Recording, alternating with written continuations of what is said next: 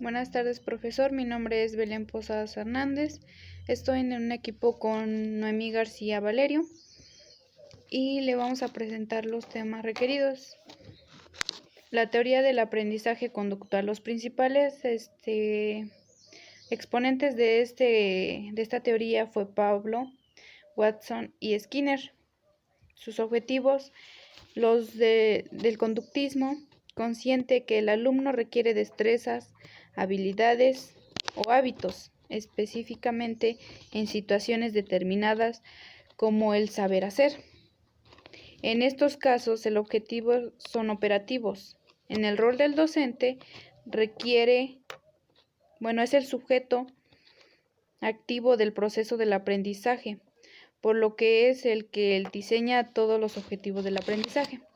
En el rol del estudiante es el objetivo pasivo, el cual considera que debe trabajar para tener la conducta requerida y que el docente pueda calificarlo. En este aprendizaje se desglosan dos condicionamientos, que es el clásico. Condicionamiento clásico es el proceso por el cual se logra que la respuesta que antes ocurrido tras un estímulo determinado ocurra tras otro, exento, distinto. Ante esto tiene sus orígenes tras el estudio realizado por el fisiólogo Iván Pablo. También está el acondicionamiento operativo. Este busca la consideración de la respuesta según el estímulo, buscando los reforzadores necesarios para implementar esta relación con el individuo. En esta requiere esfuerzo y dedicación para poder obtener la respuesta a lo que se está requiriendo. En la teoría del aprendizaje conductual se centra más en el comportamiento de los seres humanos y sobre el comportamiento de los animales igual. Es un pensamiento amplio surgido a partir de la segunda mitad del siglo XX, que va unida por la ciencia cognitiva.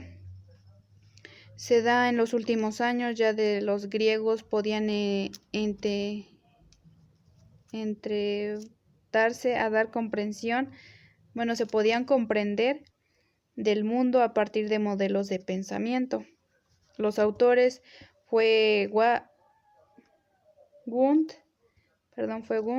Su aportación fue creador del primer laboratorio de la psicología científica, donde dependía de gran medida de la introspección.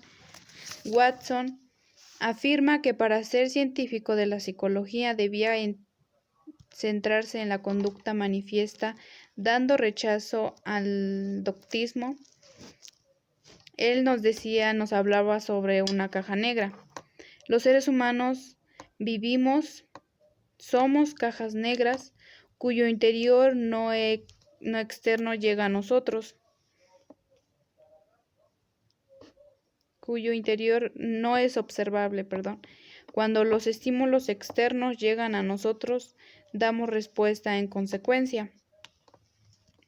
Skinner introdujo los conceptos de esfuerzo positivo y el refuerzo negativo.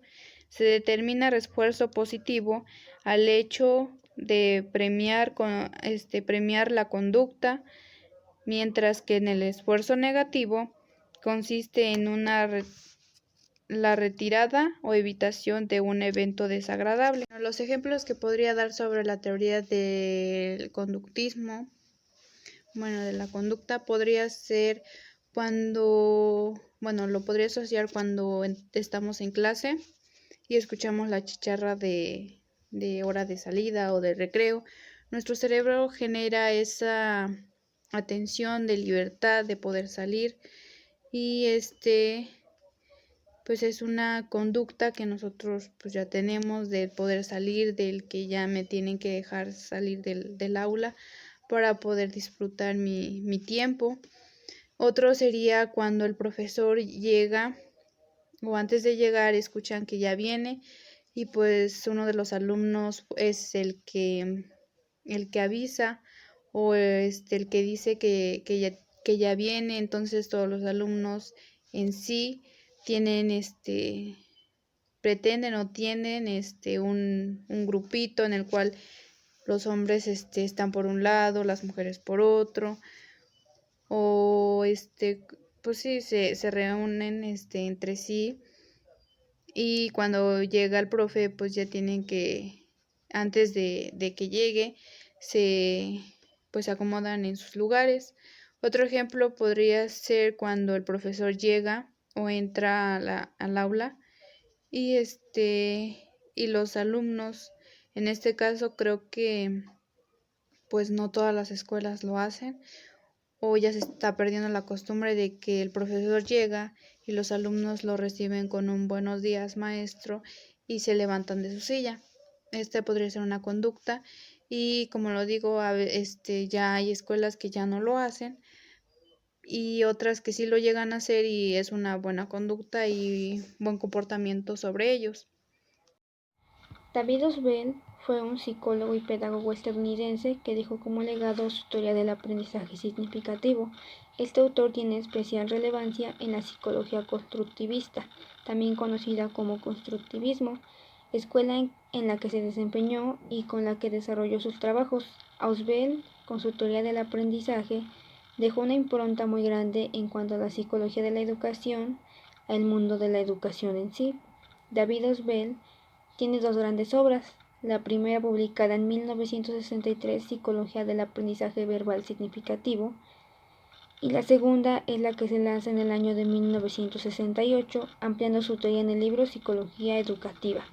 Sus aportes se enmarcaron en el advenimiento de la corriente significativa cognitiva, que se pone en jaque con el predominio del modelo conductista.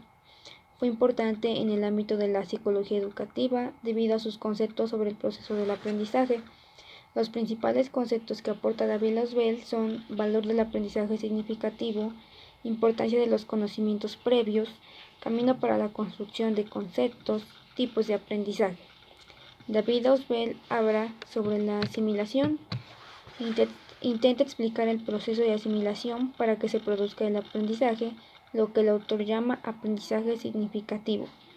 Pone énfasis en los conceptos de inclusión, diferenciación progresiva y reconciliación integradora, aunque también existen otros elementos involucrados en el proceso, como los organizadores.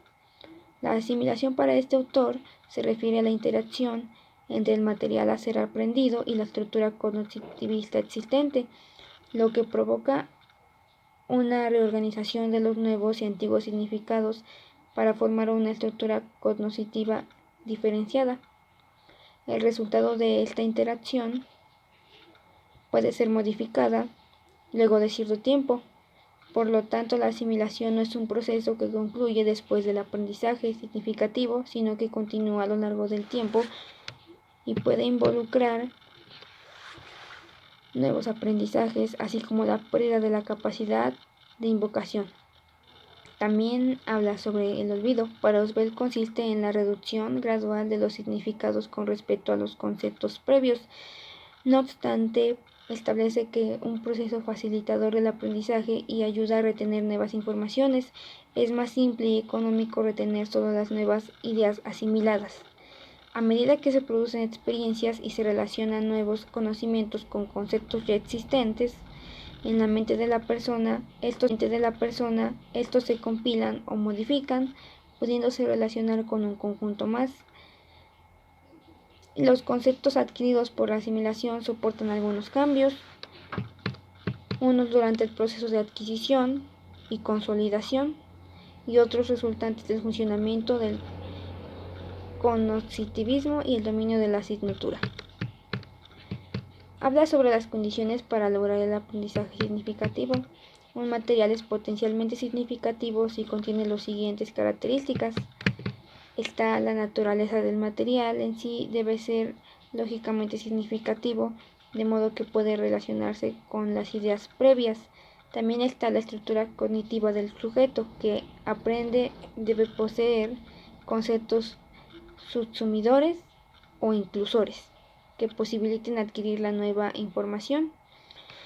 Las ventajas de este aprendizaje significativo son la retención duradera de la información, facilitar el adquirir nuevos conocimientos, información en memoria a largo plazo y es activo y personal. Un ejemplo que podemos encontrar de la teoría del aprendizaje significativo es el siguiente. El alumno aprende los nombres de los animales de una granja y los ve en varios libros, los asimila, aprende su sonido, sus colores, si tienen por ejemplo manchas que los caracterizan, sus orejas, si son grandes, entre otras características. Y así por ejemplo cuando van de visita a una granja y ven los animales en su ambiente natural y vivos, los relacionan con la información previa recibida en un salón de clases o también que recibieron en su vida cotidiana al escuchar el sonido de los animales, lo relacionan. Y eso sería la teoría del aprendizaje significativo. El aprendizaje social es el proceso de adquirir nuevos conocimientos de forma indirecta al observar o al imitar a otras personas que ya los tienen integrados. Su existencia fue propuesta por Albert Bandura a mitad del siglo XX y sus experimentos sobre el tema supusieron una revolución en el ámbito de la psicología. Esta teoría se basa en que hay tipos de aprendizaje donde el refuerzo directo no es el principal mecanismo de enseñanza, sino que es el elemento social el que puede dar lugar al desarrollo de un nuevo aprendizaje entre los individuos. La teoría del aprendizaje social es útil para explicar cómo las personas pueden aprender nuevas cosas y desarrollar nuevas conductas mediante la observación de otros individuos. Así pues, esta teoría se ocupa del proceso de aprendizaje por observación entre las personas. Este proceso añade dos ideas importantes, que son los procesos de mediación que se producen entre los estímulos y las respuestas, y la conducta que es aprendida desde el medio ambiente a través de procesos de aprendizaje y de observación. El aprendizaje mediante la observación es que los niños observan a las personas que los rodean para ver o imitarlos, cómo se comportan. Los individuos observados son llamados modelos. En la sociedad, los niños están rodeados de muchos modelos influyentes, como son la familia, los papás, los hermanos, miembros de la familia, personajes, por ejemplo, también de la televisión, amigos, maestros de la escuela, entre otros. Hay 4 procesos de mediación propuestos por Bandura. Entre ellos, el primero es la atención, que es la medida en la que observamos el comportamiento de otros para que imitemos un comportamiento. Este tiene primero que captar nuestra atención. El segundo es la retención. La retención de la conducta recién aprendida es necesaria para que ésta se mantenga. Sin retención no se establecería el aprendizaje del comportamiento y es posible que se tenga que volver a observar el modelo nuevo, ya que no fuimos capaces de almacenar la información sobre el comportamiento que observamos. La tercera es la reproducción. Esta es la capacidad de realizar la conducta que el modelo acaba de mostrar.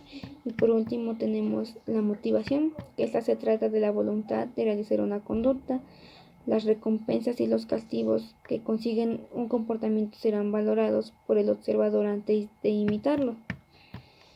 El enfoque del aprendizaje social tiene en cuenta los procesos de pensamiento y reconoce el papel que desempeña en la decisión de imitar o no cierto comportamiento. Sin embargo, a pesar de que esta teoría puede explicar algunos comportamientos bastante complejos, no puede explicar adecuadamente cómo desarrollamos toda una gama de comportamientos, incluyendo los pensamientos y los sentimientos.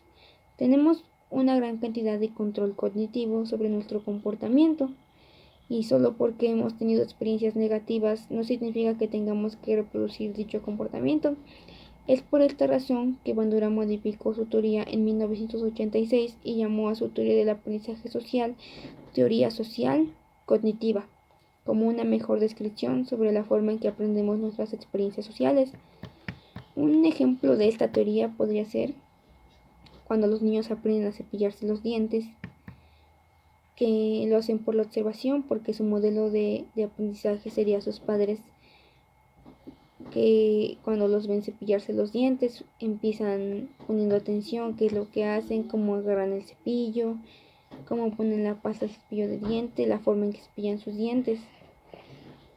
Este sería un ejemplo de la teoría de Bandura. que lo hacen a través de la observación.